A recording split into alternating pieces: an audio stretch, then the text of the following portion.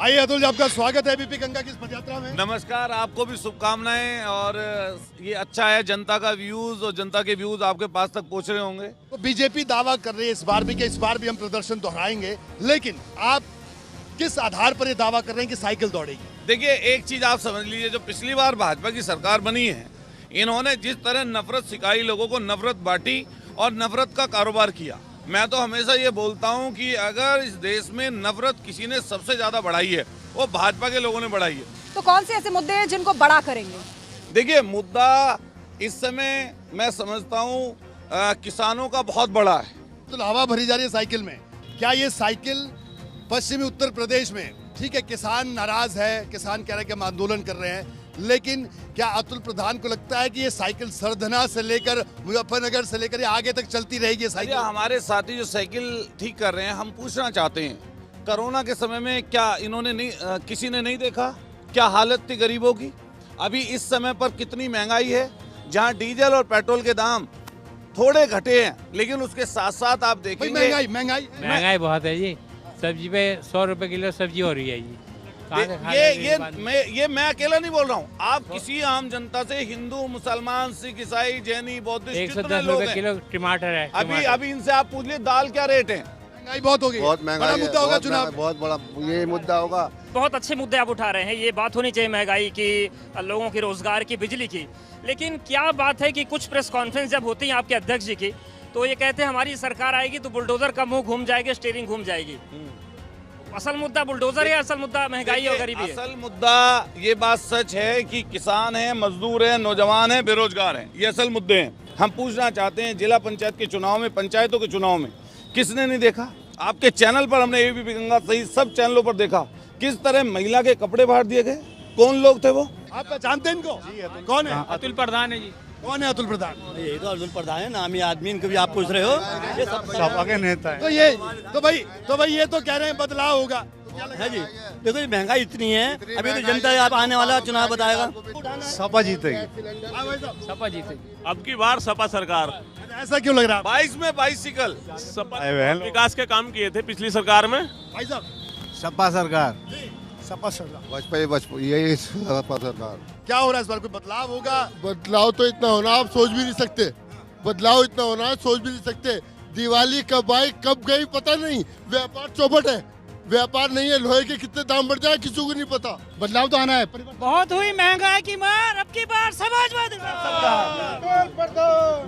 देखिए सुनिए, अब कांग्रेस भी मैदान में और आम आदमी पार्टी भी और ओवैसी भी आ गए हैं। इन्हें कितनी बड़ी चुनौती मान रहे हैं, कहीं ये तो खेला नहीं कर देंगे? देखिए, आप हमेशा ये जान लीजिए, उत्तर प्रदेश की जनता बहुत समझदार है। ये आपके और हमारे कहने पे कई बार नहीं आएगी, लेकिन जो सच बात होगी उसे कर देगी। ये भाजपा को हटाना चाहती है। अब इनके दावे कितने हकीकत में तब्दील हो पाते हैं, ये देखने के लिए हमारी ये पदयात्रा लगातार जारी है। अतुल, आपका बहुत बहुत शुक्रिया बीपी गंगा की इस पदयात्रा में शामिल होने के लिए। Thank you very much. और आप लोग मेहनत कर रहे हैं, और मुझे कम से कम इस चीज के लिए मैं तीसरी बार आपको बधाई दे रहा हूँ। तो बहरहाल हमारी ये पदयात्रा आगे बढ़ रही है और अब हम अपने अगले पड़ाव पर पहुंच चुके हैं। और इस वक्त हमारे साथ प्रदेश सरकार में मंत्री दिनेश खटीक साहब हमारे साथ मौजूद हैं, यहाँ से विधायक भी हैं, उनसे हम बात करेंगे। मंत्री जी, आपका स्वागत है बीपी गंगा की इस पदयात्रा में। इस बार चुनौती बहुत बड़ी है क्योंकि कई तरह की समस्याएं हैं, तो किस तरह से देखते हैं इस चुनौती को, क्योंकि विधानसभा चुनाव अब नजदीक है? चुनौती स्वीकार करने के लिए भारतीय जनता पार्टी 2014 से आदरणीय प्रधानमंत्री नरेंद्र मोदी जी के नेतृत्व में हमेशा खड़ी है। पश्चिमी उत्तर प्रदेश में किसान आंदोलन का कितना असर आप देखते हैं, क्योंकि बहुत सारे लोगों का कहना है कि असर डालेगा ये किसान आंदोलन? हमने किसान को पहली प्राथमिकता पे रखा है, चाहे वो यूपी हो, चाहे मध्य प्रदेश हो, चाहे हरियाणा हो। अगर आप यूपी की बात करेंगे तो यूपी में सबसे बड़ा उपहार अभी गन्ने पे 25 रुपए बढ़ा कर दिया।